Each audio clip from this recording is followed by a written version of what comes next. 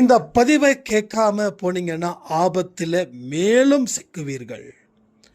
1 மணிக்கு சாயப்பா கிட்ட 3 முறை இதை நீங்கள் கேட்கும்போது உங்கள் வாழ்க்கையில் உங்களுக்கு தேவையான ஒன்று அடுத்த 3 நாட்களில் கிடைக்கும். இது மிகப்பெரிய ஒரு உள்ளுணர்வு மிக்க ஒரு பதிவு. காலையில் கண்ட காட்சி, அன்பே சாய் குடும்பம், நீங்கள் எந்த கட்டத்தில் இருக்கீங்க, அந்த கட்டம் எவ்வளவு பெரிய ஆபத்தில் இருக்குது, அந்த ஆபத்தை தீர்க்கணும்னு சொல்லி தான் இந்த பதிவு. முடிஞ்சா கேளுங்க. இது எல்லாராலையும் கேட்க முடியாது. அந்த 1 மணிக்கு யாரெல்லாம் சாயப்பா முன்னாடி உட்காந்து அன்ற 3 வார்த்தைகளை சொல்கிறாங்களோ அவர்களுக்கு மட்டும்தான் கடவுள் வாய்ப்பளிக்கிறார். அதையும் பொறுத்திருந்து பார்ப்போம்.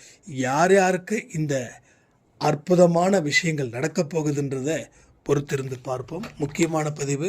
முழு மனதுடன் முழுமையாக கேட்டுவிட்டு செல்லவும்.